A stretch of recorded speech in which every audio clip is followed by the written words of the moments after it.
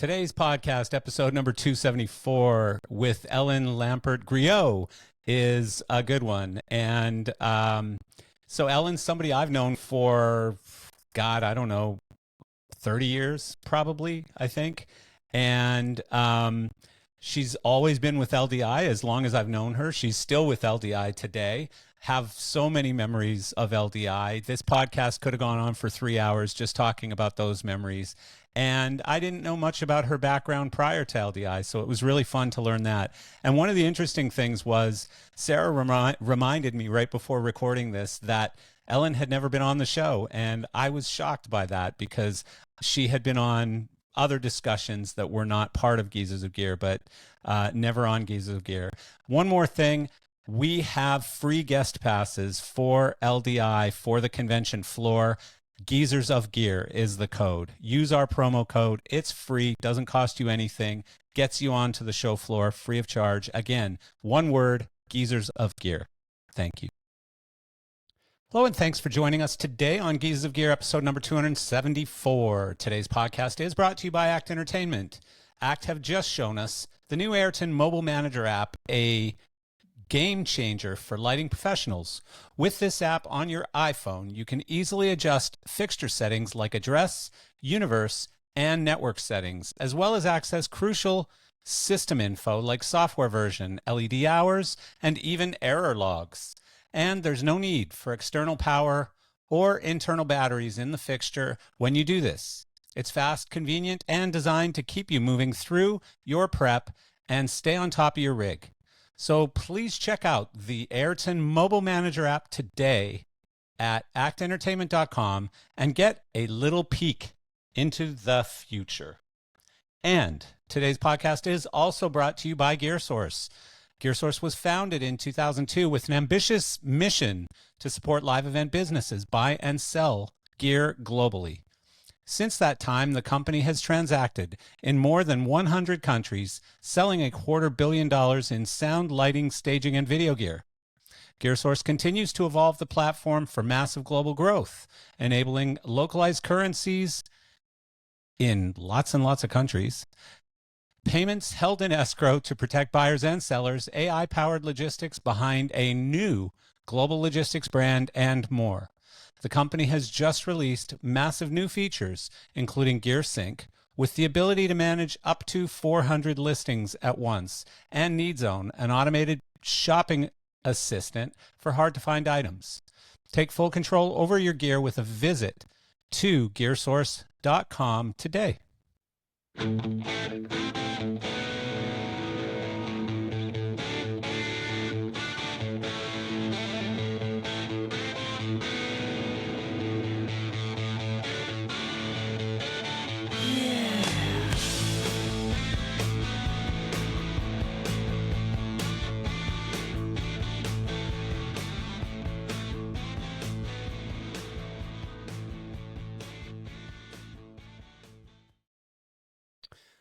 It is a good day today, and welcome back. So, I want to cover a little bit of AI stuff. Shocking, I know. So first of all, Claude, if you haven't seen Claude, it is an AI model from a company called Anthropic.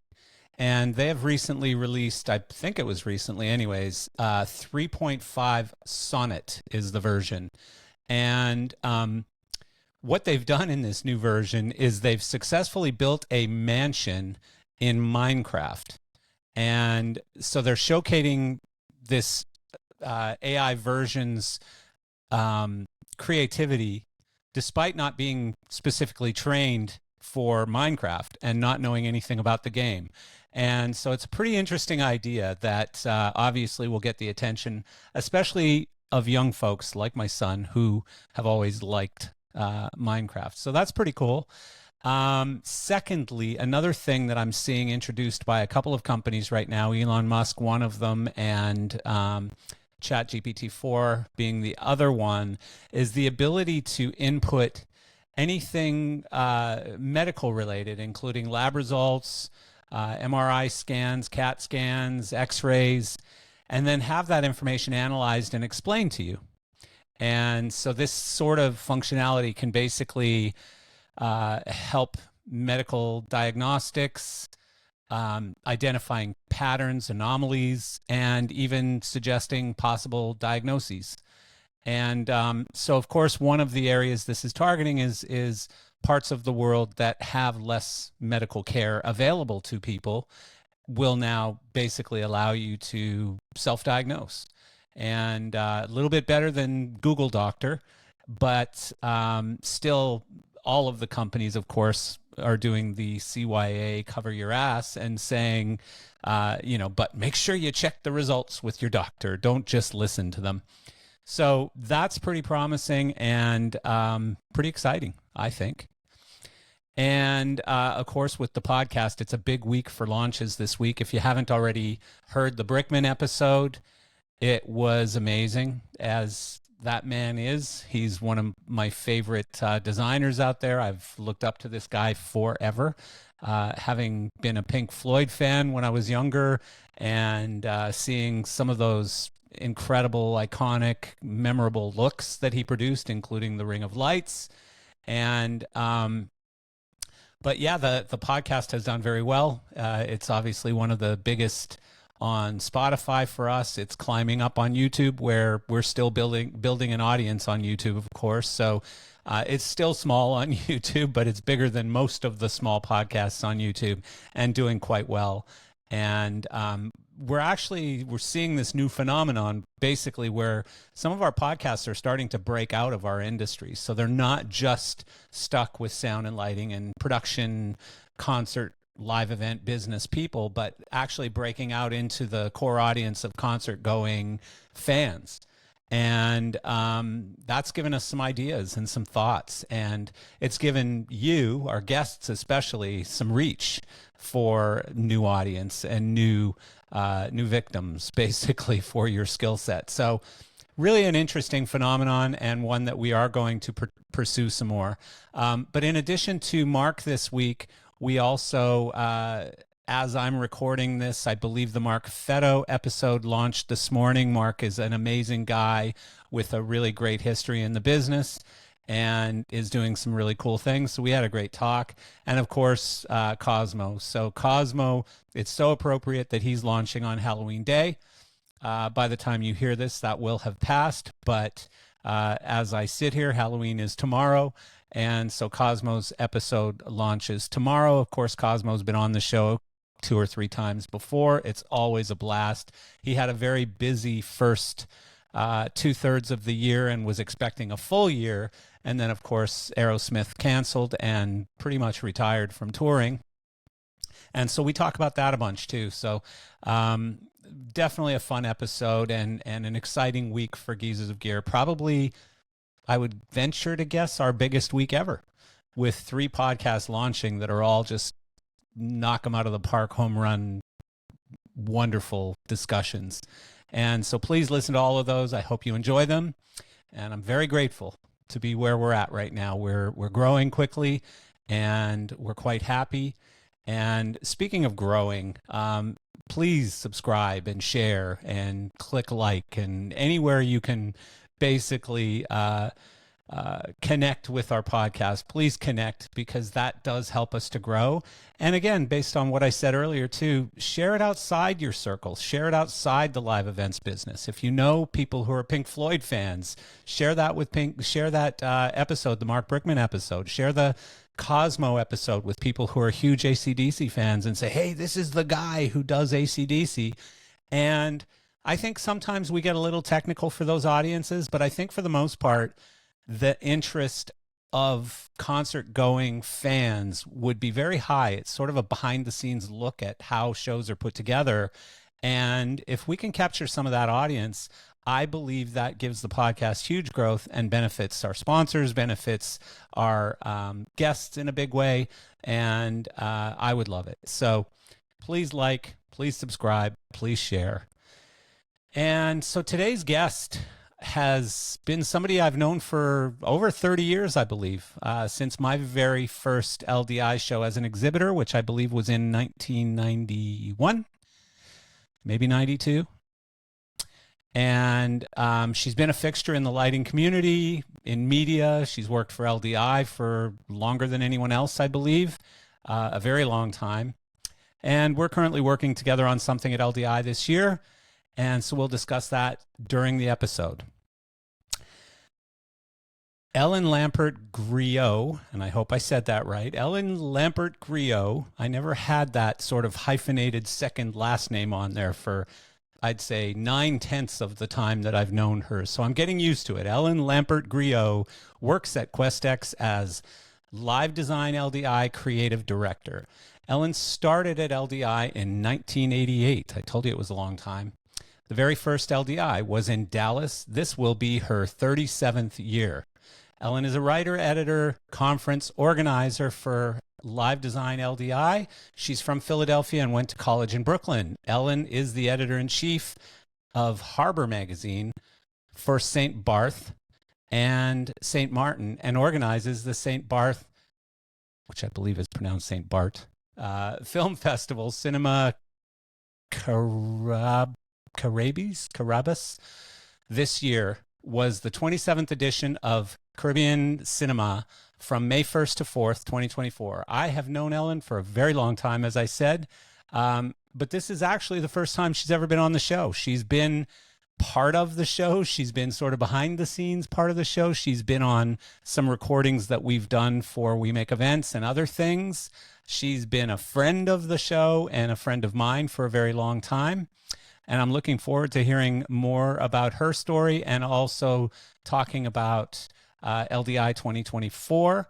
And of course, that show keeps growing, and it's not in any small part due to her efforts. She puts in a massive amount of effort every year. She cares a lot about the show. She's very passionate about it. If you know her, you know what I'm talking about. So please welcome Ellen to Gears of Gear. Ellen. Marcel. What's happening? Not much. What's happening? It's like a month before LDI. That's what's happening. You know, we have something to look forward to. Yes, and I'm really, really excited that you're going to be there this year. Yeah, we're going to talk about that a whole bunch because last year I missed it and I was kicking myself the whole time. I was actually sitting at home watching posts and stuff of people at LDI. This is the greatest LDI ever. And I'm like, oh, damn it. It was a good show last year, and I think this year's going to be really good too. Yeah, I think it will. I hope we have a new show director for the past couple of years, Jessie Chaibolsky. Yeah, and she is very bold and very audacious, and she brings in lots of new stuff every year, and they really try to keep it exciting, which is great. Yeah, no, I know that I went the year before. It was great, and yeah, I mean, everyone I know is going, so I think it'll be a good year. Even the pandemic year was great because a lot of people discovered that when there were fewer people, first of all, you could meet people you've never met before, and you had more time to talk to them in your booth and find out that there are a lot of people out there that are not Disney or, Cirque du Soleil or whatever. Yeah. And they have a lot of projects and they have checkbooks. So it was also really cool because it was kind of a coming out, like everybody had been locked up for a while. And that was a great memory, that show. Like It was just really nice to see other humans and talk to people and give air hugs and stuff because some people were still pretty freaked out about it or whatever. Absolutely. But yeah. So, I was reading the intro on this and a couple of things. First of all, I didn't realize your 37th year, you started at LDI in 1988. Can you believe it? That is unbelievable. So was 88 the first show? 88 was the first show. Here's what happened. In 1979, I became the director of publicity for the Brooklyn Academy of Music, which is a large performing arts center in Brooklyn. Okay. And one of the people that I met there, standing in the lobby handing out press tickets and stuff, was a woman called Pat McKay, who had a magazine called Theater Crafts. Mm-hmm. And we became very good friends. Her husband, Ralph, was a book publisher and a very brilliant, very funny man. And Pat and I just clicked, and we became good friends. And in 1983, I went to France for the summer and basically never came back. Yeah. So in I went to the Avignon Festival with some dance companies from BAM, Pina Bausch, Carolyn Carlson, and just fell in love with the south of France and lived there for the next 10 years on and off. That's cool. So in about 1980, I don't know, 6, 7, Pat bought a second magazine that was called Lighting Dimensions. Yeah. And about that time, there were two companies coming into their own in Texas, High-End Systems and Verilight. You know, the Rusty Boucher on one side. Rusty Boucher on one side. And I don't know why that's dinging. Rusty Boucher on one side and the, Richard Belville, Lowell Fowler, Bob Schackrell on the other side. And they sort of started talking to Pat about how rock and roll lighting was becoming an industry, and man, we should have a trade show.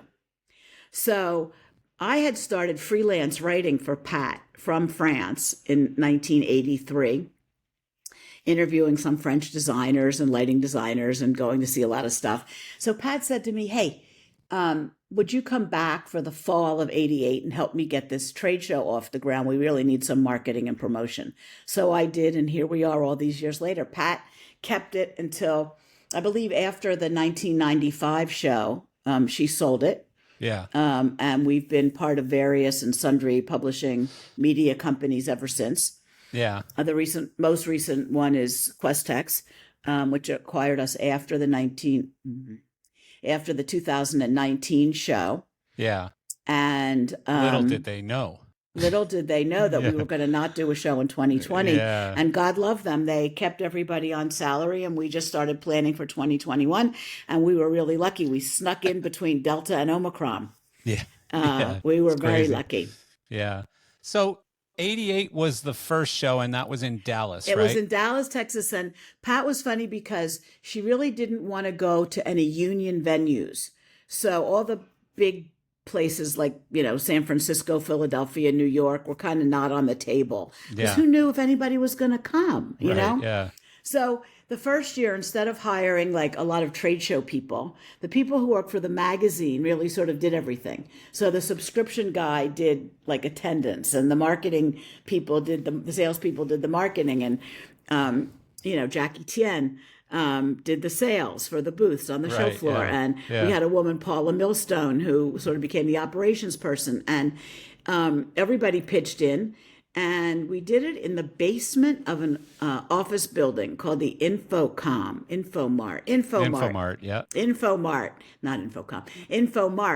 and we practically ripped down the building. I mean, it had been built originally as a parking lot underneath of this building, and then they decided they would put some convention space under there. So there were pillars a lot of places. And on the Friday when I'm sorry, my sister's going crazy here. 47 messages. I never hear from her.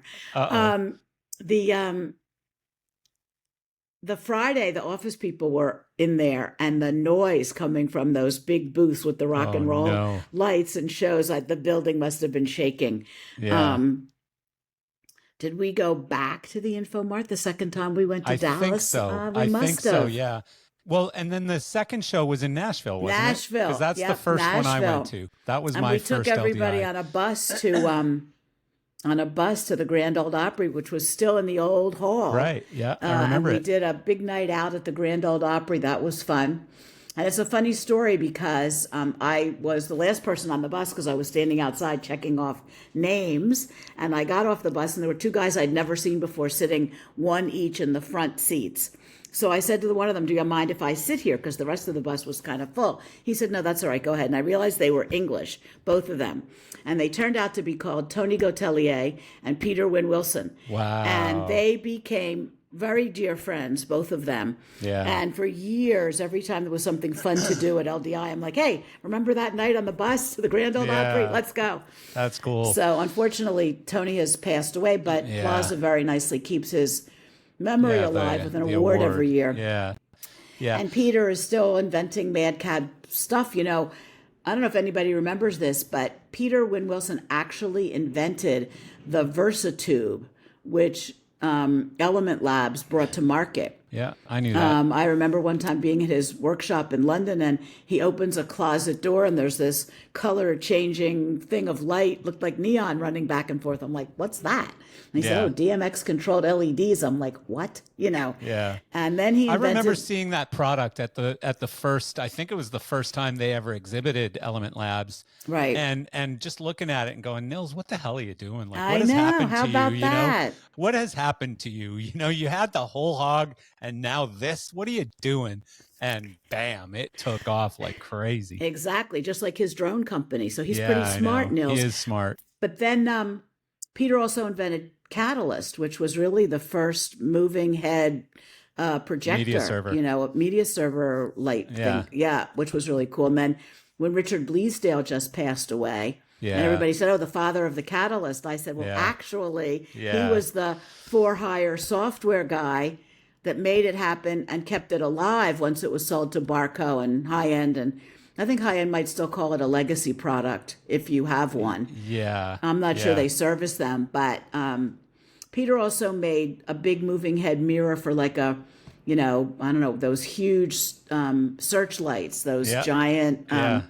So he's a really interesting sort of madcap inventor. I love people like that. I love people who just find things that need to be made and they get them made somehow. Exactly. Gary Fales was like that too. Gary Fales was the next one I was going to mention. Very, very clever. Yeah. Yep. He did very well creating products that, you know, companies just didn't want to build on their own. And there's a lot of those companies now. Like I just had one of the guys, I can't even remember his name, on my podcast recently. And that's what he does. Like, you know, oh, you've got like for Cirque or for companies like that who just need some sort of custom electronics and it's not worth them building on their own. It's sort of a small.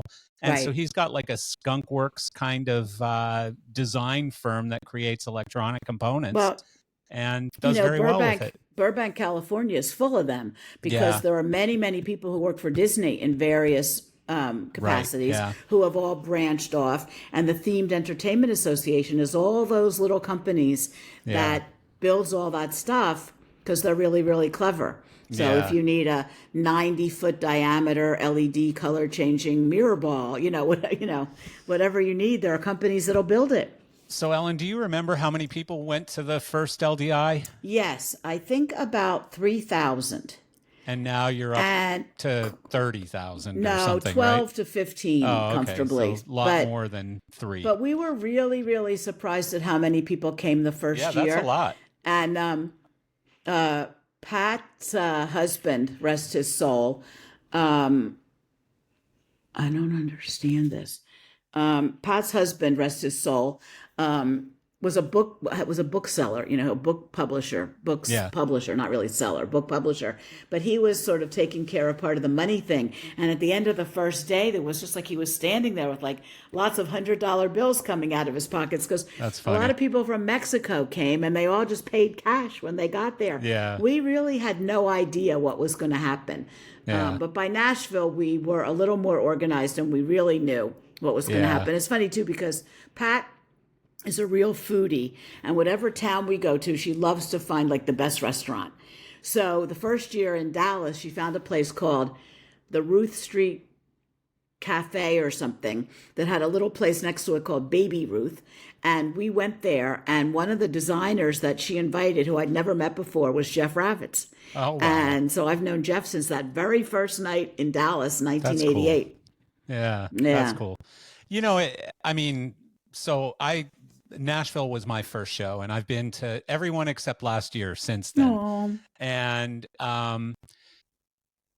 it's wild because when I think back to LDI, it's almost like I grew up with that show. Like I literally grew up in the industry with that show. I was hired by Gerard Cohen from Trackerman at the Reno show in 91. Right. And moved very shortly after that down to Florida to work for him. And ever since then, like I could almost tell you what happened at every show, like the big event that happened for me or for the company or for the brand that I was representing or whatever. And yeah, so I mean, that show's always been so important to me, and the relationships that I have, not only with you, but with other people, you know, Jackie and Pat back then, even though it was usually a fiery relationship because she was always fighting with Peter Johansson or Gerard Cohen. And you know, it's just it's a show that's obviously near and dear to my heart, and so well, that's good to hear. Yeah, so you know, I love going to it. It's funny too. What goes around comes around, because in maybe back in like about 1990 in Orlando, we invented this thing called Backstage Orlando. Because we had some very, very close contacts in the theme parks, and we decided it would be great to spend a day at Disney and a day at Universal. And, you know, there's not a lot of clubs down there, but we kind of, you know, we had 2 great days. One year we went to one of those Holy Land things where they crucify Jesus every afternoon at 3:00, or, you know, I don't know. But that was really great. And then we never could do Backstage Las Vegas because the show wasn't in Vegas yet. Right. But in 1994, when the show was in Reno for the second time, we decided to do Backstage Las Vegas because Las Vegas was at the point of reinventing itself. And by then, there was Treasure Island with the pirate battle in front of it. Yeah. There was the Mirage. The Luxor had these like some kind of games. You went down under the ground and whatever it was, you know. And Doug Trumbull from whatever, he was another one of those Disney, or I don't know, one of the big themed entertainment people, had done those. They were all like immersive experiences. And Vegas was trying to become like the entertainment capital of the world, not just Sin City. There was a little theme park out behind the MGM Grand. What a disaster that was. So we had Backstage Las Vegas, but we were in Reno. Yeah. So like 90 people signed up to do this trip, and we got a private plane. And on Sunday afternoon, at the end of LDI, we got 2 busloads full of people right onto the tarmac, not even through a building in Las Vegas. Yeah. I mean, in Reno, onto the buses where there were box lunches or box dinners, including Luc Lafortune, the lighting designer, and Jonathan Deans, the sound designer. And off we went, and we all stayed at Treasure Island, and everybody's luggage got delivered to their room. We went to see the pirate ship battle, then inside to see Mystère, which Luc, of course, had lit. Next day, went back and had a whole long in the theater thing with Luc about the lighting and all. And that's cool. Here we are 30 years later, and Luc has relit the show from A to Z, and we're going back to see it again at Backstage Las Vegas. I saw that, and I thought that was really cool. Yeah, it is. It's really cool. So it's only one day this time. People seem to have much shorter attention spans. Like getting somebody to, one year in Orlando, it started on Sunday night after the show for dinner and some animals that Ken Billington and Jason Kantrowitz had lit at SeaWorld. Then all day Monday, I think, at Disney, all day Tuesday at Universal, and then some going away brunch at some place on Wednesday. I mean, that was like a major time commitment. Yeah. People don't seem to have that time anymore. Well, yeah, I mean, I know for me, like typically LDI for me is a 2-day show. You know, I'll come in for 2 days, and usually one of the days is full of podcasting or something, and the other day I get to run around and say hello to everybody and get the hell out. But it's just time comes at a premium, you know. It's hard. What's going on? Well, you okay? You don't hear this dinging in the background? No, nothing. Oh, okay, great. Nothing at all. But it's my sister. If you need to stop, no, I don't. Minute. It's just that my sister has not left her house since COVID. Oh my except God. for outdoor events, and she wants to go. You can edit stuff out. Yeah. Yeah. Sarah, just make a note. She's going to Phoenix to door to door. Do some political canvassing before the election. Okay. And she's driving from San Francisco to Phoenix. So she's just telling us who to call if anything happens to her and where the dog is and who her lawyer is. And I'm like, oh my God, what does she think is going to happen? Drama. That's hilarious. Right. Yeah. But she's really telling my daughter, who's the most responsible of any of us. But for some reason, I have my phones off and everything off on my computer, and it's dinging anyway. So sorry. Well, usually if it's somebody who's on your friend list or whatever, they'll still come through even if you've got it on DND. Oh, okay. That's how mine's set anyways. In case of emergencies, maybe. Yeah. Like if my son or my girlfriend is trying to reach me, they'll ring through no matter what's going on. All right. Well, sorry about that. No, it's all good. So back to LDI. So the second Reno show, was that the one where the LA strikes happened at the dock? I don't remember that. All I remember when all is the booths couldn't snow. get their freight. Well, I remember snow and people getting stuck in the Donner Pass. And maybe there was also a port strike. I don't really remember that, but I remember the snow. It was the second Reno show that there was a strike in LA, dock workers strike or something, and a lot of companies couldn't get the freight like for Peter their booth. Johansson, if I recall. We were missing something, but I don't remember. Like, we still had a booth, but we were missing something. But I mean, some companies didn't get their booth at all. Like, they didn't have a booth, so they were just putting furniture in and stuff. It was really weird. I remember, was that the year Flying Pig System just had their console sitting on cardboard boxes with like beach chairs? I think you're right. Yeah, I think you're right. Like, they went to Walmart and bought some chairs or something. But yeah, it was a bit of a disaster. And the other thing I remember from that particular show in Reno was the flight in was the scariest landing that I've ever had. Like, because of the weather? The plane was doing one of these where it was dropping by 200 feet. And because of the weather. It was just nuts. Yeah, because of the weather. Right. Yeah. Well, I had, by just happenstance, been upgraded to a Jeep with 4-wheel drive. Oh, perfect. And we're at the airport, and Pat says, what do you need with a car like that? You're going off-roading? And it turned out I was the only one that could get out of the parking lot one of the nights. Pull you out again or something, Yeah, that's funny. That was quite a year. We've had some great experiences at LDI. Heck yeah. I was just talking with our friend Chris Asen the other day about the Miami Beach show. Remember when our booth, Martin's booth, was shutting down power in the hall, and we had to bring in generators and stuff to power the booth. Was that the year with Casey and the Sunshine Band at Penrise, which is now Nikki Beach? Yes, exactly. That was the one. That was a hell of a party, Marcel. You threw a big party. It was fun. Yeah, I wish I remembered the whole thing. I've told this story before, but I'll tell you because I don't know if I've ever told you. So at that party, we had an event planner. Her name was Ricky. Excuse me. And she did a fantastic job. She negotiated with Casey and the Sunshine Band, and we had a budget for entertainment. Like, basically, Gerard and Peter said, Marcel, here's how much money you get to do the booth and whatever party you want to do. And so for that party, I think I had allocated 15 grand for entertainment. And so Nikki, or what was her name? Ricky says to me, I think I can get Casey and the Sunshine Band. And I'm like, well, we might be able to afford Casey, but not the Sunshine Band because I've got a limited budget. Right. And long story short, we ended up paying him $13,000, brought the whole band, asked for limos. We said, drive your own ass down here. You live in Miami Springs or wherever he lives. And asked for like top shelf bottles of booze. We said, get your own booze and all this stuff. Right. And so, yeah, it was 13 grand. But the funny story, so we bought drink tickets and we were giving everybody drink tickets. Well, when we ran out of those, I started a tab at the bar inside Penrod's. And as you might expect, it got a little out of hand. And it was about, I don't know, midnight or something. And Ricky comes up to me and she says, Marcel, the manager is getting a little bit nervous. And I said, why? And she said, well, would you mind taking care of the tab? And I said, of course, bring it to me. So she brings me this receipt that's like about 4 feet long, right? And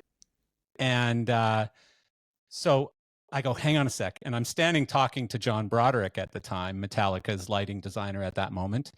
And I go, John, 1 second. So I go over, I see Peter Johansson locked in a conversation. I go, Peter, I need your American Express card. And he goes, what for? And I said, well, see, that's John Broderick from Metallica. I just want to buy him some drinks. He goes, oh, okay, yeah. And he pulls out his American Express card and gives it to me.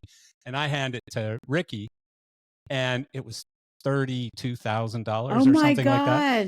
So she brings the check and the card back to Peter, and he's talking, and he looks down and he goes, what the fuck was he drinking? That's funny. And I laughed so hard. It was hilarious. So it's a sad story too about Penrod's because It became Nikki Beach because their daughter Nikki passed away. I did not know that. They made a garden there that was called Nikki's Beach or Nikki's Beach Garden. And then that became the name of the restaurant. Now they're all over, including here.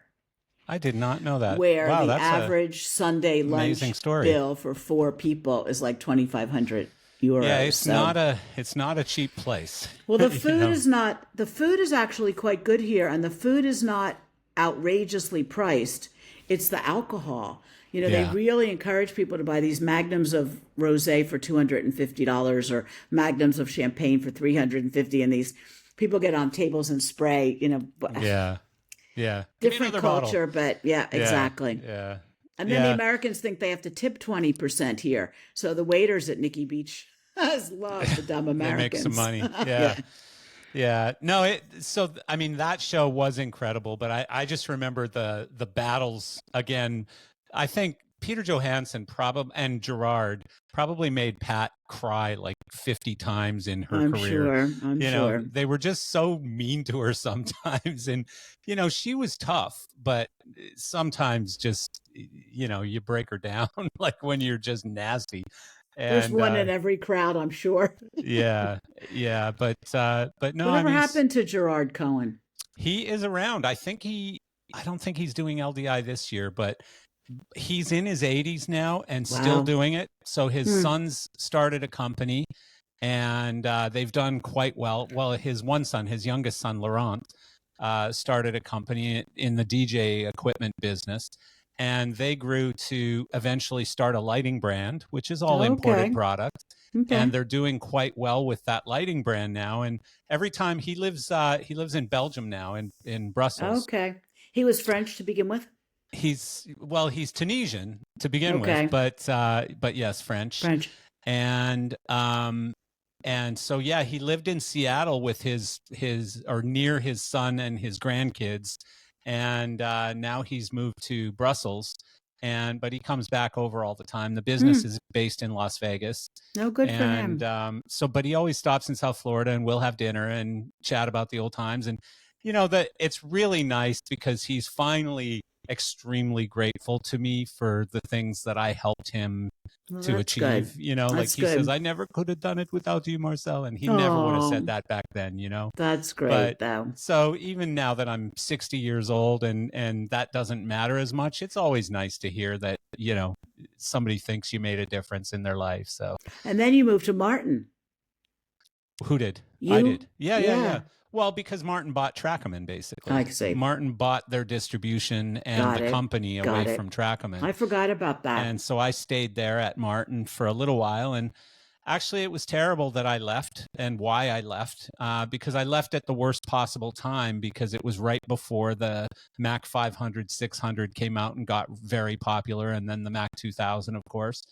But there was some funny stuff going on between the U.S. office and the European office, and they had just gone public, and they were doing some things that were less than, I don't know, they were somewhat unscrupulous. They weren't kosher? They weren't real good.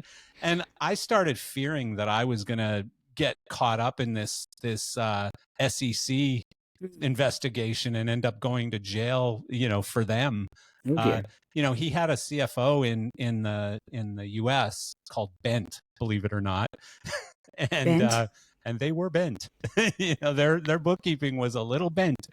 So I left because I feared that I was going to be held responsible for the things that these guys were doing. And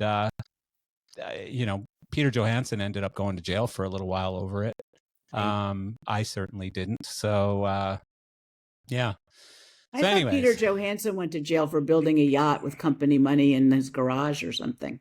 He did all kinds of things, but he went to jail for basically screwing the Royal Danish, whatever it was, pension fund or something. Oh, okay. On the Martin deal. So, they invested in Martin and lost all their money because he was, falsely inflating the value of the stock, et cetera. Yeah. So there was some stuff going on. And I don't know how guilty he was. I have no idea. I'm not the law or anything. I just know that I saw some things that I certainly didn't like and didn't want to be a part of. And they said, you'll do what we're telling you to do or you'll leave. And I said, fine, I'm leaving. So that was that. I don't blame you. Yeah. So a lot of characters in our business. There are. Yeah. Well, it's one of the things I really like about our business. Right. You know, I love the characters in our business. Like one of the most fun times I had, well, I can't even say that because there's 1,000 fun times at LDI, but a few years ago, right when you guys did the Circle Bar, one day I'm walking by and I see Howard Ungerleider standing at the front of the line, and there's this huge line at the Circle Bar, and I'm not going to wait in line. And so I go up and I'm like, hey, Howard, how are you? And we start talking, and he goes, oh, you want a Bloody Mary? And I said, sure. So he hands me one. And he's just got this constant flow of Bloody Marys coming because he must have tipped the bartender heavily, that's funny. $100 or something. And he just sat there at the front of the line, and they just kept getting stacked back up. And God, I think by 3 p.m, I was drunk on Bloody Marys with Howard, and we just had a blast because everybody comes through the line, and you're like, Bob, I haven't seen you in years, you know? So he's your fellow Canadian too, right? Well, he's not Canadian. He's from New York. Howard Ungerleider? Howard Ungerleider's from New York. He lives in Toronto. Canada. I didn't know that. I don't know why I always thought he was Canadian. Well, because he's been there a long time. He was with Rush before anyone knew who Rush was. He traveled the country in a station wagon with Rush. And he tells some great stories on my podcast, by the way. Funny. He's hilarious on the podcast. But no, he's from New York, and you know, he's one of these guys that just kind of walked into a management office and said, you know, I want to be a manager, or I want to be a promoter, or I want to be a whatever. And they're like, kid, what do you know? I don't know. I know some music. I like music. You know, I'm a drummer. And so finally they just got sick of him coming in, and they gave him a gig. And you know, he did a good job. It's worked out okay for him. You know, he's still working. That's great. I don't know who he's out with right now, but he's somewhere in Europe. He's in Spain or something, because I follow him on social media. But he's cool. Coming, and I'll probably have him in the thing that we're going to talk about here shortly. Great. So, you know, I want to talk about you a little bit more. So, did you go to theater school or? I did. I went to NYU for undergrad, and I wanted to be an English major. Okay. And when I got there, I discovered that basically they were like studying the classics, you know, like they would go through like these, you know, Wordsworth poems and just the differences between the first folio and the second folio. And that didn't really it was interesting, but it was deadly. Yeah. So I started taking all of the theater courses and film and television courses that I possibly could. And then when I got out of school, oddly enough, I moved back to Philadelphia, where I'm from. Yeah. And my first job ever was doing promotion and marketing for Warner Elektra Atlantic Records, which was they were combined at the time. Yeah. And they needed somebody. Their office was in Cherry Hill, New Jersey, which is right next to Philadelphia. And they needed somebody to service the secondary market, which meant they had people that were like the PR people for like, you know, the big stations in Philadelphia and everything. But all these little places, like all the colleges around there and Atlantic City, New Jersey, and, you know, all these other places that they considered secondary market. And in those days, it was kind of weird, like the radio stations called the record stores to find out what sold over the weekend, and the record promoters told the radio stations what to play, and it was a big deal, and those companies made a lot of money in those days. Yeah. So it was a lot of fun, and I started I'd already done a lot of theater in high school and in college, and the Warner Elektra Atlantic job was great because there were concerts all the time in Philadelphia, and we had tickets to everything from the radio stations. And I really just if I could live any place in the world, I would live in an empty theater. I just love theater buildings. Wow. And I think every theater should have an apartment so that when the people go, well, the buildings are empty 18 out of 24 hours. There's nothing in them most of the time. Just imagine having that at the stage of the Brooklyn Academy of Music as your living room, Yeah. So I think in Germany, a lot of those, and in France, a lot of those old theaters had apartments where like the in-house stage manager, régisseur, would live in the building. And I think that we should go back to that. But anyway, so I, sort of kept my hand in the music business and the theater business. And then in 1972 in Philadelphia, I was the press agent for the Schubert Theater, which was a touring house in Philadelphia. We had the Schubert, the Forest, the Walnut. And it's where like the tour of Greece and the 25th anniversary tour of My Fair Lady and all that stuff came through. And I was getting my, eventually became a member of the ATPAM, which is the Theatrical Press Agents Union. It's part of IATSE. And that served me well when I went to BAM, because that was also a union contract. Yeah. And then in 1972, I wandered into this place that was building itself on South Street, which was became a very hip neighborhood in Philadelphia. And it was a little cabaret theater. And the guy that was running it wanted to do music. So I started working for him part-time and booking a lot of music in there, like Bonnie Raitt when nobody heard of her and her first album came out, and stuff like that. There was a band called George Thorogood and the Explorers who used to play there, and Southside Johnny and the Asbury Jukes, and I mean all these bands. And Bruce Springsteen would come by every once in a while, and it was like a happening place. And then we decided we would do a little cabaret theater there, so we produced some cabaret theater stuff.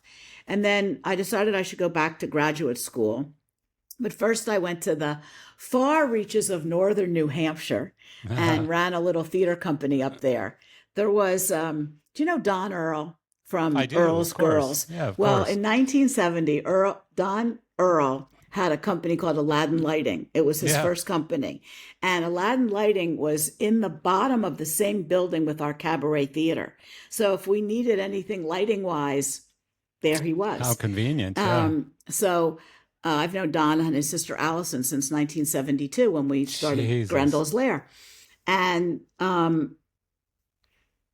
so that was like, a lot of people would come through there, and they would go on tours. And, every once in a while I thought, well, maybe I should go out on a tour with one of these bands, which I never actually did, but it always sounded appealing. Yeah. But a guy who worked at Aladdin Lighting named Alan Reel for Don Earl, his girlfriend was a woman called Nancy Piccioni, who to this day is one of my best friends. And she was in the box office union, oddly enough, at the Forest Theater. And they went every summer to a small theater in northern New Hampshire, a charming little theater called the Weather Vane in a little town called Waitsfield. And they had sort of gotten money from the New Hampshire Council on the Arts and Humanities, but they weren't nonprofit. And I worked with a group in Philadelphia called the Philadelphia Dance Alliance and helped a lot of these little dance companies get their nonprofit 501c3 status. So Nancy said to me one day, hey, can you do that for New Hampshire and apply for a grant for a manager for the summer? So we did, and we applied for the grant. And when the check came through, she handed it back to me. And I said, what do you want me to do with that? She said, I want you to come to New Hampshire for the summer and be the manager. That's hilarious. So I went to New Hampshire in the summer of 1977. And then went to Washington, D.C. and worked in the press office at the National Endowment for the Arts in the winter of 77 to 78. They had a fellowship program that I did. And then 78, I went back to New Hampshire. And I went up there in March thinking, I could get a jump on selling advertising for the program and everything. Well, little did I know that in March, April, and most of May, there's snow in northern New Hampshire. Yeah. So, I don't know if you ever saw that movie with Sam Shepard and Diane Keaton where her well is empty and she says, well, can't you just bring the hose around and fill it up? Well, that's what I felt like, because I ordered a cord of wood for the fireplace, which was like the only place to heat the one room I was going to live in this old house that had 25 rooms, and all the actors eventually lived in there. But I thought, I could live in there. The plumber barely wanted to turn on the water. He said, if these pipes freeze, I'm going to kill you. So we turned on the front of the old farmhouse, not the big motel that had been built in the back. And I ordered a cord of wood. Well, in Philadelphia, if my parents ordered a cord of wood, it came cut, split, and stacked. Yeah. So I had somebody shovel out one space in the driveway for my car. And when I came home that day, there was a cord of wood cut but not split. Yeah. And I called up the guys from the theater and I said, hey, I got a job for you guys. And they said, why do you think every house around here has a stump with an axe in it? You have to split your own wood around here. So I had to, of course, pay these guys that were like That's the hilarious. stagehands from the theater, that, like, little Miss Idiot around here. But it was quite a wonderful experience. And then I started working at BAM in the fall of 1979, when I also started my graduate degree in theater management and arts administration at Brooklyn College. So I was all like right there in Brooklyn. And then I saw an ad. What did you think you were going to do, though? I thought I was going to be the managing director of a larger theater company, because I had been the managing director of the Weather Vane for 2 years. And I also did publicity and marketing like I had done for the Schubert in Philadelphia. Right. Yeah. So I thought, well, I'll be a company manager, like that's the same union as the APAM, or I'll be run the Guthrie or the, who knows what. And then I started working at BAM, and I was one of the directors of publicity there. And I really always have done marketing and publicity. It's sort of just one of the things I do. And I really liked that job. But at that point in time, the Opera House at BAM was not air conditioned. And they closed down in June. So it was a 9-month union contract, September to June, which gave me the summer. And I thought I was going to go back to the Weather Vane. But I saw an ad for the Williamstown Theater Festival in Williamstown, Massachusetts, which was a town that was near and dear to me because I had two cousins who went there, and they grew up in Pittsfield, Massachusetts, which is where I learned to ski and to sail with them. They were great skiers. I was always sort of a medium skier, but I loved that. I loved in Massachusetts. Right. Yeah, there was a little place called Bosquets. It was tiny, but it was a perfect place to learn how to ski. And yeah, my cousins, I'm from Western Canada, right? So, well, there you go. Yeah, nothing like Banff. Nothing. No. Yeah. Listen, in Philadelphia, there was a place where we learned to ski, where you went down a hill from the road, down into an old quarry, and then the rope tow brought you back up. Yeah. But when there was enough snow, it was great fun. Yeah. And then when I got to New Hampshire, and I learned how to ski on that sharp ice. Yeah. In the Berkshires, and then in New Hampshire, and in Vermont, and you hear the edges of the skis. Yeah, I skied in one place up north. It was Sugar or something. There's a place called Sugar or something. Sugarloaf. Sugarloaf. Well, we used to ski in New Hampshire at a place called Mad River Glen, and that we used to say, they would say it's a 3 blanket day, and they'd put a blanket under you so you didn't freeze to the chairlift, and then one around you, so you didn't freeze to death. But the first time I skied in Colorado, I was just amazed by the silence and the powder, and it's a whole different way of skiing. But I don't think my knee would ski anymore, but in those days. Anyway, so I saw an ad in the paper for to be the publicity director for the Williamstown Theater Festival. And I went to the interview. The artistic director at that point was a man called Nikos Sakaropoulos, who was Greek. And no. Yeah. And he's a funny story, too, because his real name was Constantine. And when he became an American citizen and went to have his name changed, they said, what do you want to change Sakaropoulos to? And he said, no, I want to change Constantine to Nikos. That's funny. But so I worked at that theater for 4 years, 4 summers, 79, 80, 81, and 82, until that fabulous summer when BAM sent me to France in 83. And then I ran a film festival in the south of France, and then met Pat, and I'd known Pat by then, and started freelancing for her. I think my first freelance article in Theater Crafts was in 83. Then by 88, Pat came along with LDI, and here we are 37 years later. That is insane. That's such a great story, though. That's such a great story. So did you ever regret not going all the way through with becoming that, theater manager? No, I don't think so. I've had a very interesting life, and living in the south of France was great. And, now I live on a tropical island, and because I don't have enough to do with LDI and everything else I do, I edit a couple magazines down here, and I do a lot of translation. Although I have to say that translation is becoming a lost art, because there are a few artificial intelligence apps that translate as well as I do. It's kind of depressing. Except that, in French, everything is masculine or feminine, and they have yet to figure that out. Yeah, they still screw that stuff up. They still like you to read. But wait, it's coming after your editing job too, and it's coming after your writing job as well. I don't know about the writing jobs, but it's coming. Translation, definitely. Yeah. Yeah, translation was Bob one of the very first things. Yeah. When you talk to Bob, he's a firm believer that all these AI things are not going to take your job, that they're tools that help you do your job better.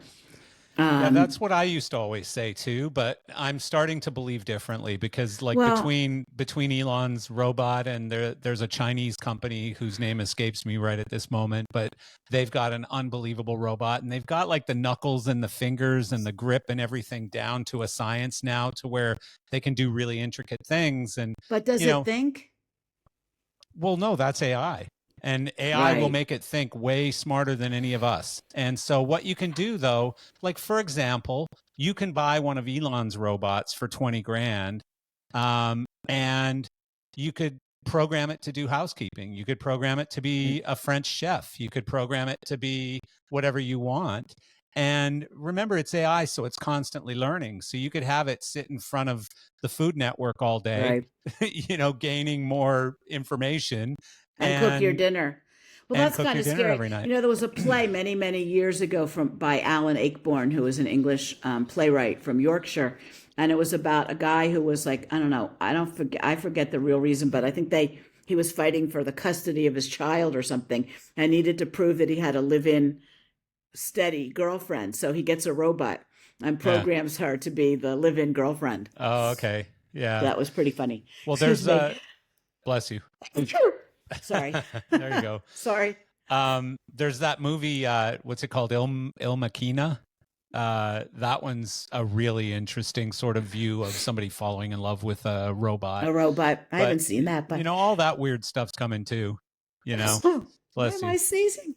I don't know. Sorry. You're allergic to Elon Musk and AI. Oh God. I do think that the Tesla truck is the ugliest thing I've ever seen. It's not beautiful. I would tend to agree with you on that. Very bad sight lines. People that have tried to drive them, so you can't really see out of the front or the back of it. So yeah, it reminds me of a modern day PT Cruiser. Like when the PT Cruiser came out, everyone thought it was the coolest thing on earth. And I have friends who like put deposits down 6 months ahead of time and stuff. And within 6 months, it was the dumbest thing on the road and falling apart and worth nothing. I don't know about Teslas and electric vehicles. So far, they haven't convinced me, but that's another discussion for another day. Yeah, no, me neither. I've never been a massive fan, but yeah, I mean, yeah, we won't go down that path. No. It's interesting though, but who knows what the future is going to bring. Well, living on an island, because you live on St. Barth, right? Yep. So, I talk to Sarah about this stuff all the time because she lives on Crete. Right. And, one of the things she always tells me about is, the things you don't think of when you live on an island are what do they do with the garbage, for example. Right. And on Crete, it's everywhere. Right. Like there's literally garbage everywhere. Well, St. Bart's is very, very clean. Yeah. And we were the first and maybe still only in the Caribbean we have this huge incinerator. Huge. Oh, okay. And it burns everything except glass and metal. Okay. And old cars, obviously. Yeah. So they burn plastic, which is good. And there's no carcinogen problem. Well, there's a little bit of black stuff at the bottom. No, it's very clean. And as a matter of fact, the energy from everything they burn goes directly to the water desalinization plant next door. Cool.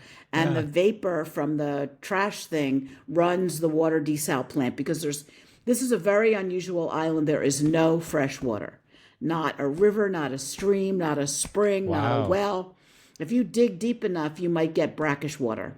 So you create all your own water? Yeah, we create all our own water. Every house sits on a cistern.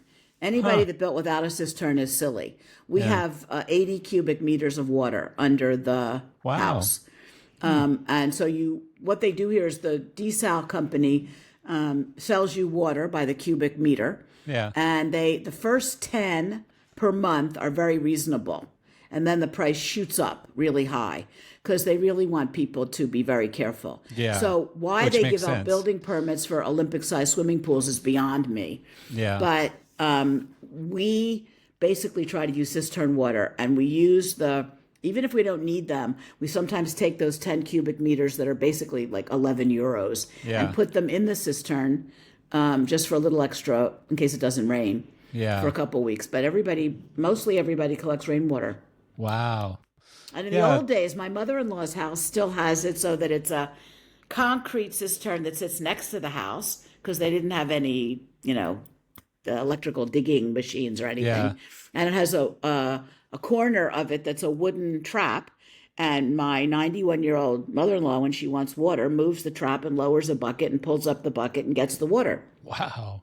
That's crazy. And when I first met her in 1991, she was still washing dishes by pulling up a bucket and putting it in 3 basins in the kitchen. And then eventually one of her grandsons put in cold running water in the kitchen. So at least she doesn't have to go get a bucket every time she wants to do it. And she heats water in an electric kettle and puts it in one of the basins. Wild. And but people, when I talked to her, she was born here in 1933. Her stories are just amazing about life on an island. 1933. What? My mom was born in 1933. Okay. Well, there you go. Yeah. So what you met your husband on that island? He was born and raised there? Yes, he was born and raised here. He's like about 15th or 16th generation from one of the original families that settled here in the late 1600s. And I was on vacation with my friend Nancy Piccioni, who had to, it was after LDI in 1989. And she said, before you go back to France, will you go with me to the Caribbean? You'll love it. It's a French island. They speak French. They have pain au chocolat. They have croissants. You're going to adore it. So she really had to twist my arm to make me come here. I don't like the sun. I don't like sand. I don't like geckos. I don't like mosquitoes. But we had a great time. We met in the Caribbean. Yeah. It could be lost on me. I could be in a submarine in Moscow for all the difference it makes, But I met my husband here on the third time we came in 1992. And, I don't know what I thought I was doing at the time, but it was fun. Yeah. And Pat Mackay and her husband and Paula from LDI all came to the wedding. We had a destination wedding here on the beach. Oh, that's fun. And the locals invite everybody. So we had like a dinner for about 60 people, and then 400 people came for the rest of the evening. Wow. And for years, I ran into people and I'd introduce myself and they'd go, I know you. I was at your wedding. That's hilarious. That's hilarious. Well, he said, you might as well just put an invitation on the radio because everybody comes. Yeah.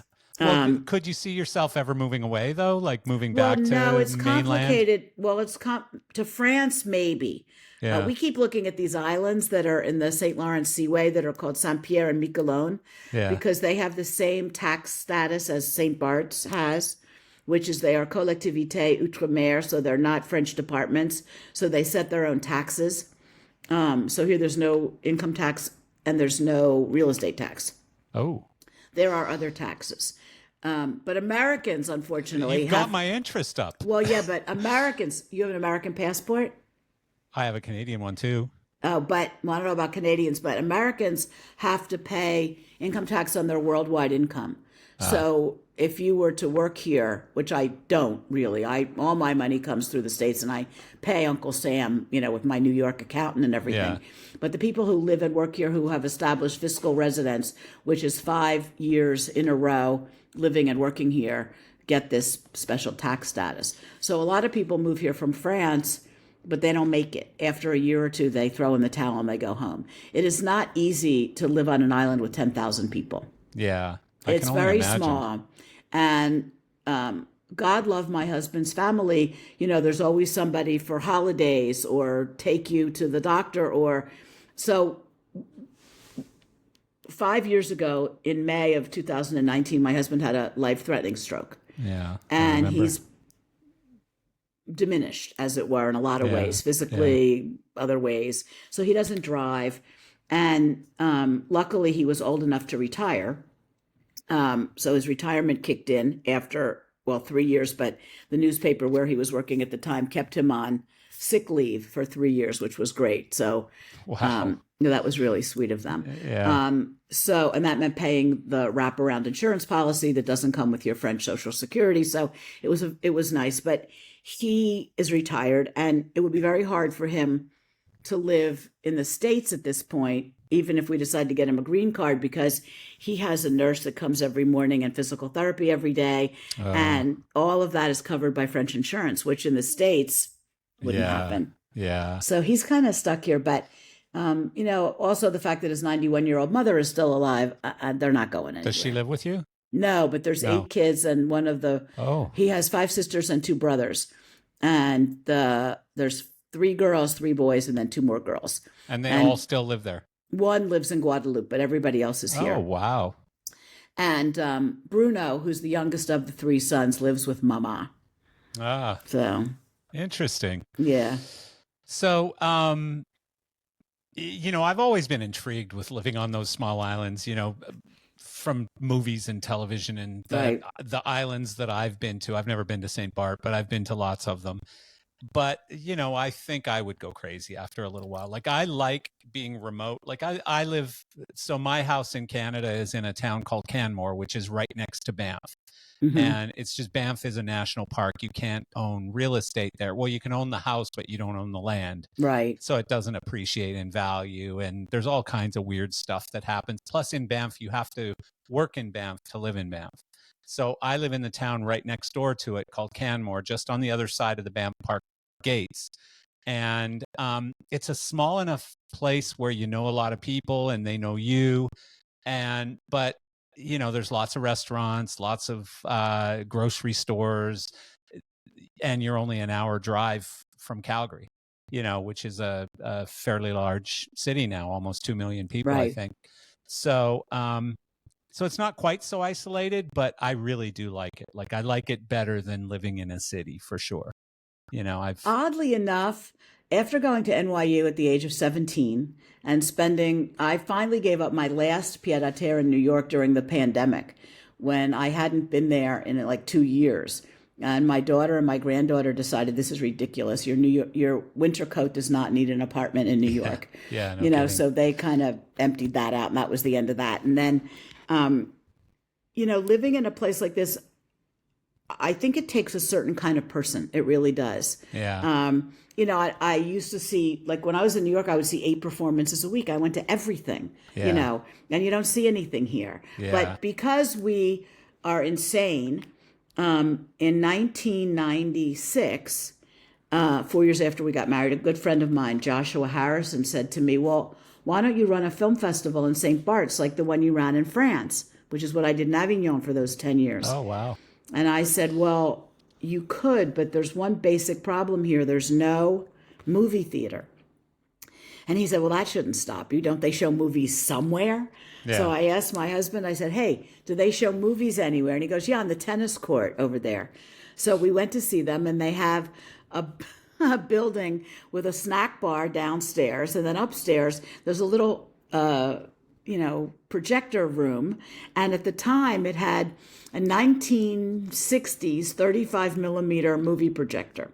Oh, but it only took a half a movie on these giant reels. So the movies would come in boxes with 5 or 6 reels of film, not on a big metal reel, just wound up on bobbins. Yeah. And the first 2 years, the guys here who ran the movies were our projectionists, but we did like 5 nights or 6 nights, and they didn't want to do that every year. And they said, how about every other year?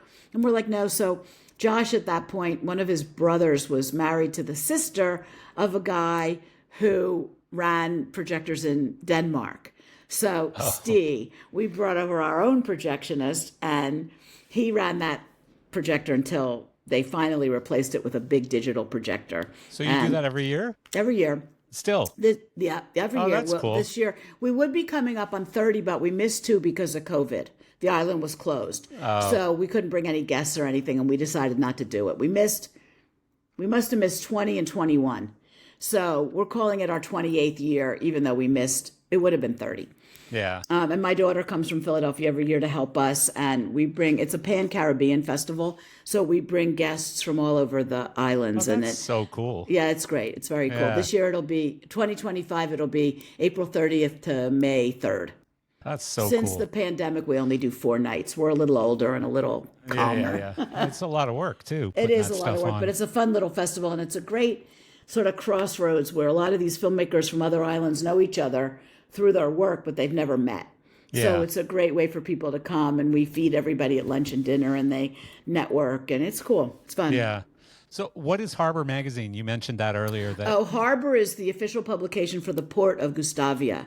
And, St. Bart's is a luxurious little island, and they have a very, very beautiful port here. And there's some big international boat races that come here every year with 100-foot sailboats and a lot of little regattas. And starting in a couple weeks around Thanksgiving, the big mega yachts start to come in, and the biggest yachts in the world are here.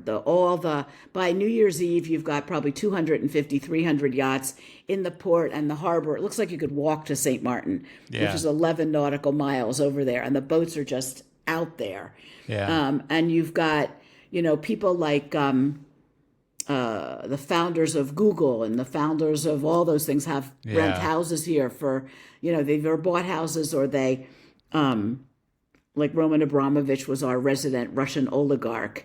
Although he hasn't been here since the war started with Ukraine, but there are in the hills, there are hidden places where there's some very wealthy people, and a lot of them come here. And Harbour Magazine is a big 4 color glossy magazine that covers the regattas, the sailors, the naval architects, the port regulations, a big fashion. We used to do big fashion shoots on the yachts, but that got to be really sort of hard to do. So we just sort of do shopping, like local stuff you need if you come here, and it's a little. Your role hobby. there is what, editor? I'm the editor in chief. I write cool. all the articles. Up until this year, we actually have paid a translator. I write them in English. He puts them in French.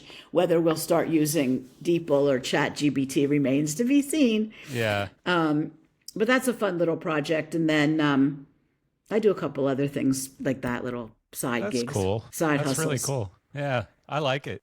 I don't know. Someday I'm gonna have to get to St. Bart. I've been to St. Martin, but I haven't been to St. Bart. It's right. So. It's right across the 10-minute puddle jumper. Yeah. We've talked for years. We've joked about having like a C level, which is a joke because that means like, CEO, CFO, COO, but sea level here is like, sea level. Yeah. So having like a sea level retreat here and call it LD Island. That's funny. So maybe someday have you ever had to evac for a storm or? No, they don't. They and if they're off island, they come home. People want to be here. They want to be in their houses. They want to get out and help their family the next morning. They want to get their stuff off the roads. The worst one was Irma in 2017. Yeah. And we were in Europe at the time, and we were watching the television, and my husband was like, "Oh my God, this one is not a joke." And we were personally blessed. We had most of our hurricane shutters were heavy wood. There was one room, our living room had these like metal accordion shutters, and some little tornado must have gone through there and ripped those off. But so I thought I was going to find broken picture frames. Nothing happened. The orchids were still on the plant in the living room. The kettle was still sitting on the stove. The things were gone. There was water. The pillows were all wet, but we were very lucky because about 95% of the buildings on the island had some kind of damage. Well, see, that always freaks me out about being, especially on the smaller islands, is, when a storm comes, like even if you wanted to evacuate, where are you going to go? Well, you can. And that's why now every building permit, not only do you have a cistern, but you also are supposed to have at least one room. The architectural style here is 4 peaked roofs, high, like it's a boat upside down. It's a wooden boat turned upside down. Yeah. With a lot of cross beams. But now they want you to have at least one room that has a flat concrete ceiling so that if the roof goes, which is the first thing that usually happens in over 180 mile an hour wind, even though they're supposed to be built to withstand that, a lot of roofs went. In Irma, you could at least go in that room that has. So we have a downstairs guest room that's totally hurricane proof. A lot of people ended up in their bathrooms, like holding the door closed. Yeah. So the Milton that just went through Florida, we were still in Canada, and my girlfriend and I, but her son was here in the house, and we got hit by a tornado. I saw that on Facebook. Were you all right? Yeah. And the house was okay? Well, it's a mess. We're dealing with insurance companies and adjusters and construction people and stuff. So like our garage door buckled, our screen patio's gone, we lost one window. Roof is damaged. We had a brand new roof, and it's got damaged. So we now have the dreaded blue tarp over our house. But look, at least the house is there. You see some of these tornado stories where the houses are nothing. Oh yeah, flattened. Yeah. No, and it's bizarre because we live in a very small community, and you can see exactly the path that the tornado took through the community. Like it's our house and about 3 houses down from us, and then one on the other side of us, and then sort of the same thing across the street. And that's it. The rest of the neighborhood is fine. Well, and then you see the same path going through the neighborhoods next to us, right? Right. So, yeah, I mean, I consider us lucky. We had power back in 4 or 5 days or whatever, and that's good. Well, here, all the power's underground. All the electrical wires, except for a few odd places, have been put underground. Mostly here too. The water pipes obviously are underground, so there were already trenches everywhere. And they put in the past couple of years, they've moved all the electrical underground and fiber optic. Yeah. So this island is pretty ahead in terms of, digital and having you generally don't lose power because of wires being down. You only lose power because of a fire in a transformer or something. Yeah. That's the same thing here. That quite often that's what's happening here. Good. I mean, we still do have a lot of power above ground, but for the most part, FP&L is they get paid to replace all the poles and stuff that blow over every year in a storm. So I think they're de-incentivized to bury the cables. But the government is starting to push them to do it because it's so disruptive. It's like people's lives living in a tropical place, and then not having power is disgusting. It's some friends of ours moved from here to Sarasota, and they were on the 18th floor of a building, and they've had 3 storms since they were there. Jesus. And their building told them not to leave for Milton or Helene or whichever one it was. Milton, I guess. Is that the last one? Yeah. And then what happened was they lost power, which they didn't think they were going to do because they were on the same grid with the Sarasota hospital. But they did. And then the building used all of its reserve diesel running the generators for lights and elevators. And then after 3 days, they couldn't get any diesel. And they had to evacuate the building. So they went to family and friends in Miami. Nightmare. I know. Yeah.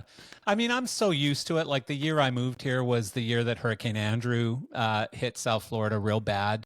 And that was my welcome to Florida, and I'll never forget like turning on the television. Here's me from sleepy Canada, turning on the television and seeing people looting, like taking televisions and stuff out of stores. And I'm going, what are these people doing? Like, what is happening? I've never seen anything like that in my life, Right. And not having water and not having gas, like you couldn't get gas for your car. And I was just like, man, what did I do? I shouldn't be here. But that's what happened like after they evacuated Tampa, and then people used all the gas evacuating, and then what? Yeah, exactly. Or like now, every time there's a storm, the world runs out of freaking toilet paper and paper towels. It's like, what are you doing? Funny. What do you think? You're going to suddenly need to go to the bathroom 5 times as much? Well, I don't know. It's interesting because, talking about living on an island, when the port strike happened in the States, and they said that every port from Maine to Texas was going to be closed, I started thinking, almost everything comes here on these ships from tropical shipping, which leave Miami once a week. Yeah. And how many weeks could this island survive without food and fuel? Because they have never gone for any real alternative fuel sources. They burn billions of gallons of fossil fuel to create electricity. And of course, people have it backwards here. They sit in freezing cold air-conditioned rooms and then go in their heated pool. I'm like, why don't you sit outside till you're hot and then go in your cold pool? But this island uses a lot of electricity. And I'm like, I wonder how big those reserves are. Is all your electricity generator? Yeah. Generator? No. Well, isn't it all like diesel power? Like how they created on the Bahamian islands and stuff? Yes, at the electric company. Yes. Yeah. It's all diesel. Yeah. Yeah. So going back to LDI. Yes. I appreciate the education on island living, though. I love it. It's Come so on down. awesome. Oh man, I love the Caribbean so much. I haven't been in a few years either. It's just been. I keep waiting for Bob Boniel. He wants to sail. He loves to sail. I'm like, come on down. Yeah, that'd be nice. Sailing in the Caribbean when you're used to the water in Seattle, right? Which is cold and rough. It's always windy. You have an airport near you. We have a teeny airport here in St. Bart's. Yeah. The largest plane that comes in is 21 seats. Oh. So no Gulf Streams. And it just flew over you. Every time I read an article that says, oh, so-and-so Beyonce brought her private jet to St. Bart's, I'm like, no, she didn't. Yeah. You can take your Gulf Stream to St. Martin or Anguilla and then take a 10-minute charter to get over here. I see. Yeah. That's one of the things I think the island is overdeveloped, but I think one of the things that saved it from having Miami-style hotels and high-rises is the fact that there are no jets. Yeah. So it's still rather hard to get to. Most people of any means now come through San Juan, and there's a very small executive airline called Tradewind that services like Martha's Vineyard and Nantucket in the summer and St. Bart's and a few other islands in the winter. I think I went to St. John or something one year, and I flew in through San Juan and took a propeller plane from there Right. And it was the scariest flight ever. Like my ex-wife and I thought we were going to die. Like, I mean, literally it was one of those flights where it was a massive storm. Well, you shouldn't fly in storms, but no, it was a brutal storm. It's better now that this company Tradewind flies these beautiful Swiss-made planes called Pilatus. Yeah. And they're just gorgeous. And they're executive designed inside. One of them is like there's 8 seats. So one of them is 2 pods of 4, and there's walnut walls, and you could have a meeting, or play cards or unpack your lunch. So it's like a private jet, but slower. Yeah, exactly. They're lovely. Yeah. They don't have a bathroom, so when you're ready for that 1 hour from San Juan to St. Bart's, you got to be ready. Yeah. So I've talked about it a little bit on the podcast, but we're doing this thing with you that, first of all, I'm very grateful. And I reached out to you and you just immediately were like, yes, let's do it. So working with Scott DeVos, we came up with this concept called Dining with Dinosaurs. And so Scott was like, well, yeah, what we'll do is we'll pick a location and we'll do these dinners at different locations, and people can fly in and have a dinner with these dinosaurs who are people from the industry who are going to share their knowledge with them. And I said, number one, it sounds really expensive. Number two, it sounds like a lot of logistics and stuff. Why not just do it at a trade show? And why not do it at LDI, the trade show that everyone already goes to? And he went, yeah, I never thought of that. So I reached out to you, and honestly, one of my challenges was the name. Like, is anyone going to be offended being called a dinosaur? Being that we're old people in the industry, we're dinosaurs. Somebody who has a thing called geezers of gear. Correct. Nobody's going to be offended at being a dinosaur if you're already a geezer. Yeah. Well, and by the way, the first 2 women we reached out to immediately said yes. So, because I thought in particular, women are going to be like, I ain't no dinosaur. Right. You've got Patty Thurston and Carol Dodds. Oh, right. Yeah. Great. So, reached out to you, and I expected the word coming back to me to be, we'd love to do it, but you're going to need to change the name. Maybe it's dining with intelligent people of age or something. Love it. But, you got to poke a little bit of fun too. Well, like I said, Jesse, Jesse, who's our show director, is just open to anything. Yeah. And we had been talking about doing some kind of a designer roundtable and what are we going to do with it? And as we were having that discussion, Dining with Dinosaurs popped up, and I said, hey, here's a perfect solution. Let's let Marcel do all the work for us for free. It's great. No, we'll help you. Anything you need, just let me know. Yeah. No, I think it's going to be great fun, and I think it could become an annual thing. I think so too, and I hope so, because, you know, first of all, like, and Scott DeVos is so organic about this. I don't know if you know Scott, but he's been around I really the don't, business other for than a years couple and years. calls with you. Well, you'll meet him, yeah. But Scott is. It was such an organic reason to want to do this. It was all about just grabbing this set of knowledge from these people over here and transferring it to these new people over here, and really just, you know, let's respect you know, the knowledge and experience and history that these people have, and pass that on to some new people. And I said, well, that's exactly what Geezers of Gear really is about. Like, that's what we do on every episode. And so it was such a natural fit, and it was all for the right reasons. And I can tell you, like, more than anything I've ever done, it's all yeses. Like, the problem is we have too many dinosaurs right now. So we gotta start whittling away our dinosaurs and, you know, killing off our dinosaurs.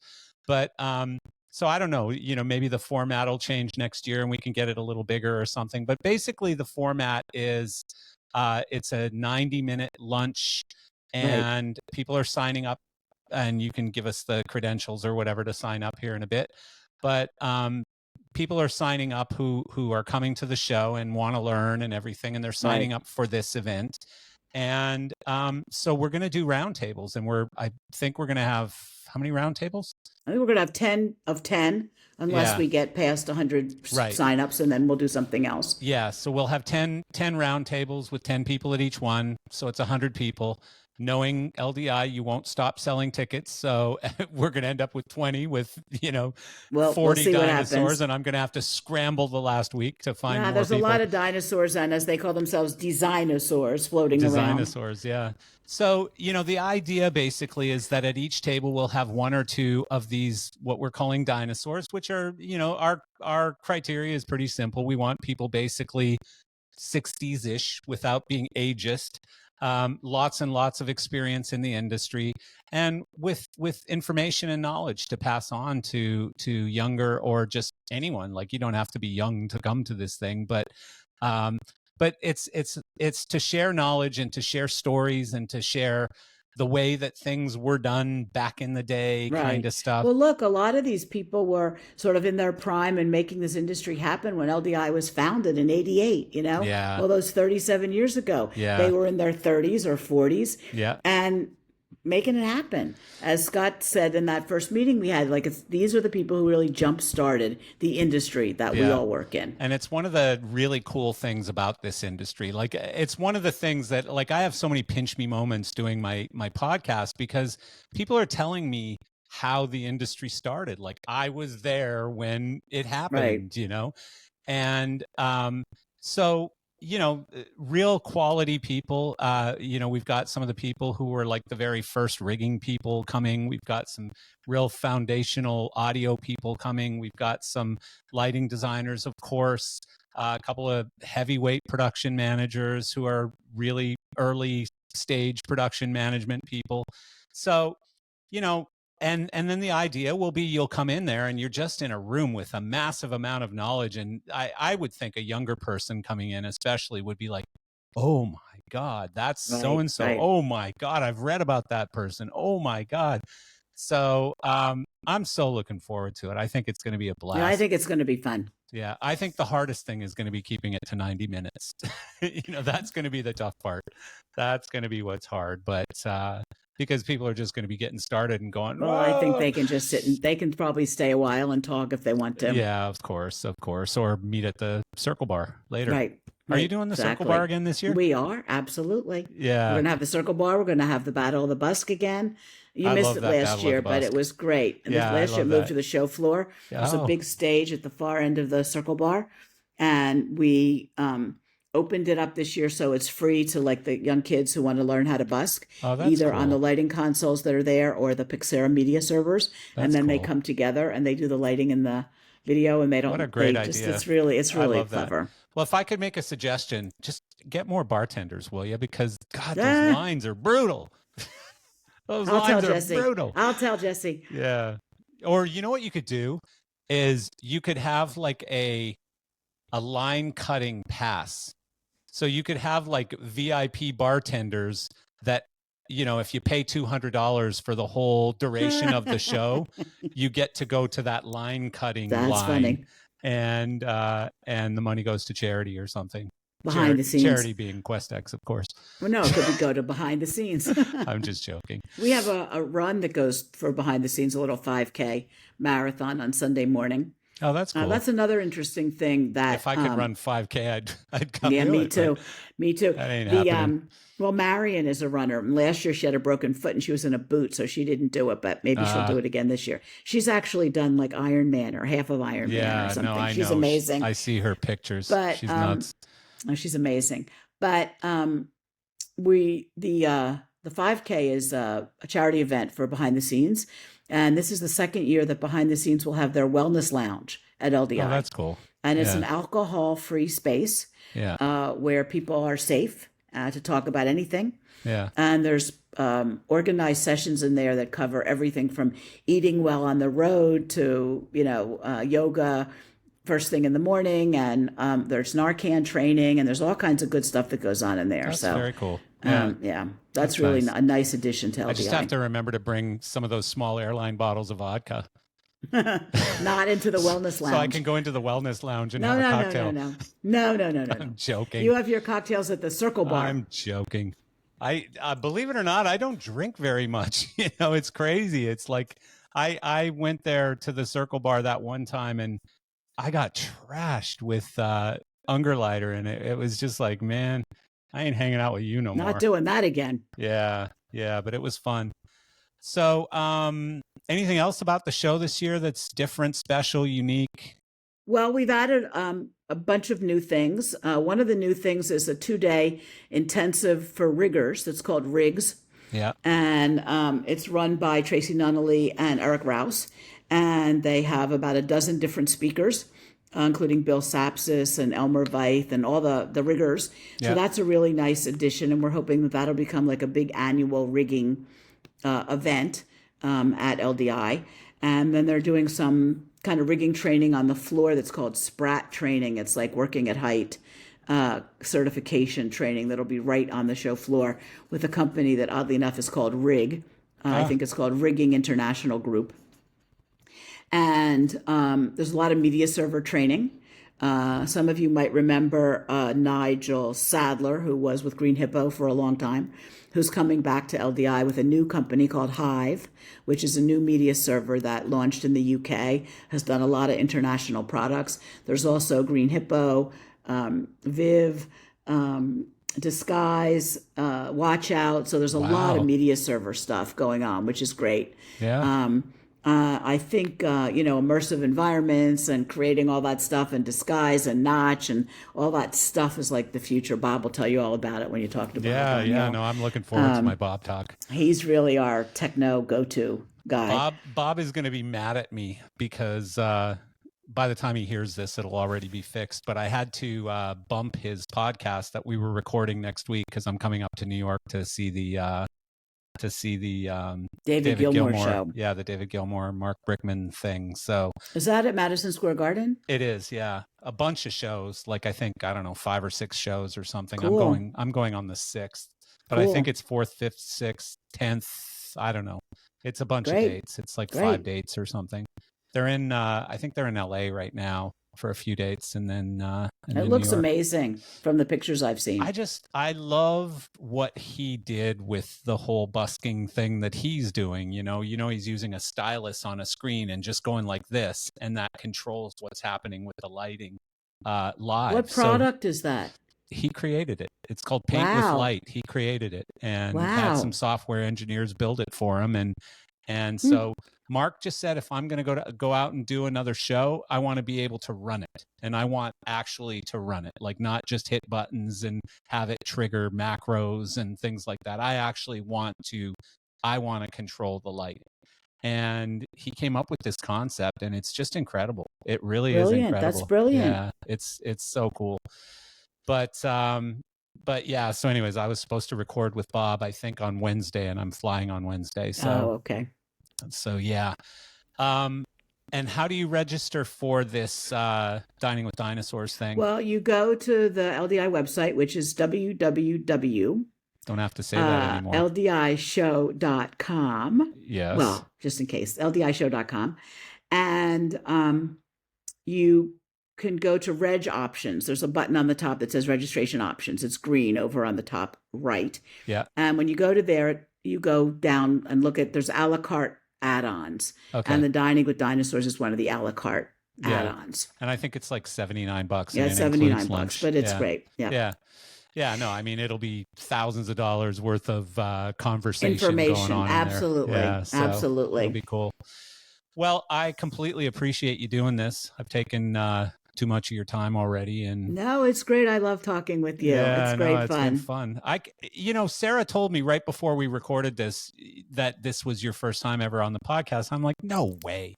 But, I'm thinking of all those times that we make events things or exactly. Or just those Zoom calls, those weekly Zoom calls. Were we on a podcast together with Four Wall one time? No. Did you do one of those? No, I did during the pandemic. They were doing groups of people, like little podcasts from Four Wall, like four lighting designers, for that. And I did a couple of those, but We Make Events was great. I mean, what an experience that was. That was fun. My God, Marcel, you really started something. And I missed those Zooms. That was an interesting group of people. Yeah, no, I'm gonna try and bring those back in a weird way. That would be great. In a weird way at some point. It would be great. I reconnected with people. I met new people. Yeah. I became friends with a lot of them on Facebook and watch what they're doing. I know. And, Well, so my sister works for me, and my sister came on those Zoom calls because there was nothing really else to do. Right. And she got to know so many people. She's got so many friends in our industry now that she got to know through those Zoom calls. Tell her to come to LDI. Yeah. Where does she live? She's been a couple times in Calgary. Oh, good. Okay. Yeah, she lives in Calgary. But no, she's been a couple times and really enjoyed it. I don't think she's coming this year, but yeah. So I want to do that again. It's funny because Sarah was asking me this morning. We had our meeting, and she said, what should we do for a special New Year's podcast, because it's on one of our recording days or whatever.